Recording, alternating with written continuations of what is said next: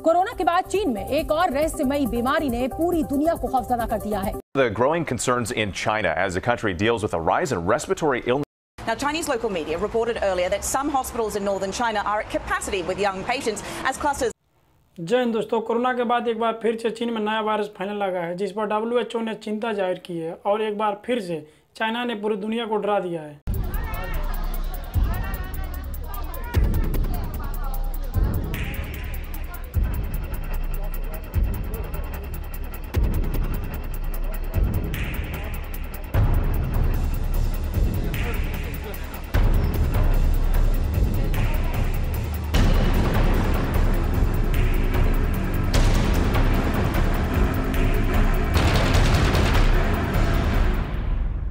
चीन के north east states Beijing और लियोनिंग के अस्पतालों में निमोनिया जैसे सिम्टम्स वाले कुछ बच्चों को देखा गया है, जिसमें कुछ सिम्टम्स तो निमोनिया के हैं जबकि कुछ अनयूजुअल हैं, जिसमें बच्चों को तेज बुखार, कफ, सीने में दर्द, सांस लेने में दिक्कत जैसी कई अन्य परेशानियां सामने आई हैं। क्या ये कोरोना है जो नए वेरिएंट में निकलकर सामने आ रहा है, या फिर से चीन ने किसी नए वायरस का इन्वेंशन कर दिया है?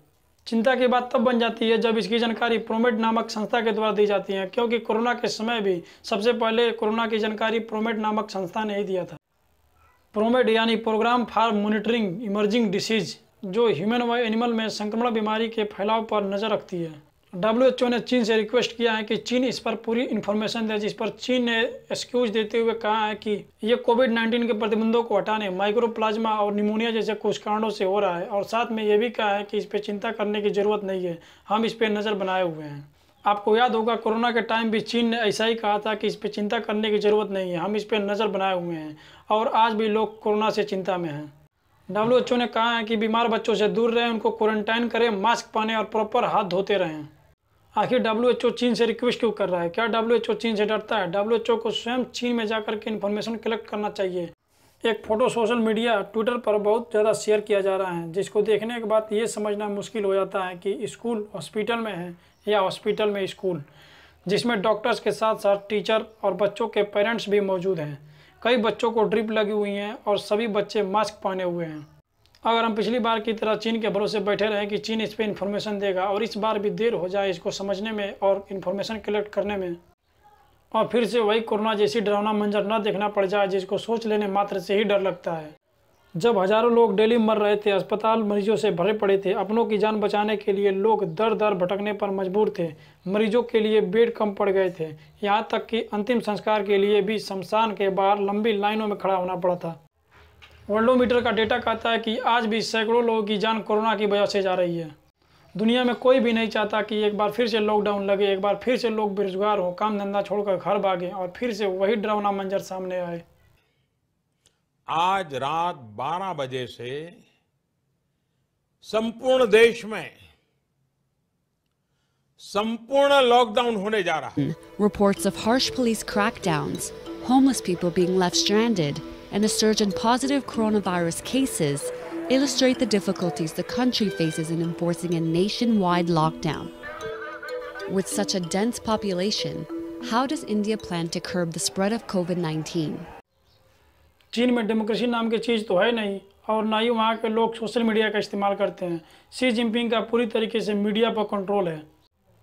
हाँ, कुछ लोग हैं जिनको सोशल मीडिया का एक्सेस है, वही लोग वीडियो शेयर कर रहे हैं और कह रहे हैं कि ज़्यादा चिंता करने की ज़रूरत नहीं है, लेकिन समय रहते इस पर ध्यान नहीं दिया गया तो ये पेंडेमिक का रूप ले लेगा।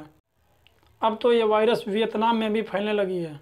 कि चीन ने कोविड में किस तरह से पूरी दुनिया को धोखे में रखा और कोविड की सही जानकारी लोगों तक नहीं पहुंचने दी, उसका परिणाम सबने भुगता है पिछले 3 वर्षों में, और ऐसा हम नहीं चाहेंगे कि फिर ऐसा हो, जिसकी संभावना नहीं है, अधिक नहीं है, लेकिन ये क्यों एकदम से स्पाइक हुए हैं केसेस में, बढ़ोतरी हुई है, इसको जानना अत्यंत आवश्यक है। हालांकि वायरल बीमारियां हमारे यहाँ भी हो रही हैं, जो सर्दियों में होती हैं और जो अभी मौसम बदलने पे होती हैं, लेकिन एकदम से बच्चों में क्यों हो रहा है ये जानना आवश्यक है, क्योंकि कोविड में बच्चे प्रायः बहुत ज़्यादा प्रभावित नहीं हुए थे, केवल 10% बच्चे ही प्रभावित हुए थे।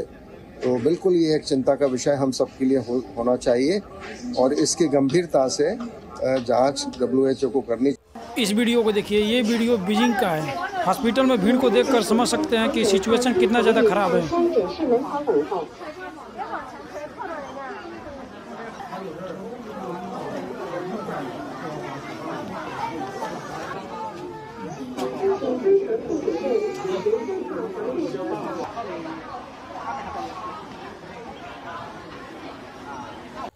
यदि यह वायरस बड़े पैमाने पर फैलता है तो इसका प्रभाव सबसे ज़्यादा यूएसए व इंडिया में पड़ने वाला है, क्योंकि 2024 में इंडिया व यूएसए में इलेक्शन होने वाला है और इसका प्रभाव न सिर्फ इलेक्शन पर पड़ने वाला है जबकि हमारी इकोनॉमी पे भी पड़ेगा और एक बार फिर 5 ट्रिलियन इकोनॉमी का सपना पूरा होने में देरी हो जाएगी। आखिर क्यों ज़्यादातर बीमारियों का शुरुआत एशिया व अफ्रीका से होता है? Monkey pox, Zika virus, Ebola virus, SARS और अभी तबाही मचा चुका कोरोना, खासकर सांसों से जुड़ी बीमारी चाइना से ही उत्पन्न होता है। इसका एक कारण पॉपुलेशन है। दुनिया का 27% पॉपुलेशन 2 कॉन्टिनेंट से आता है, एशिया और अफ्रीका से। और दूसरा कारण है यहाँ पर जानवरों के मीट का बहुत बड़े बड़े मार्केट का होना। चाइना का वुहान मार्केट इसी का एग्जाम्पल है, जिसमें चमगादड़ से लेकर सांप तक के कच्चे पक्के मांस बिकते हैं।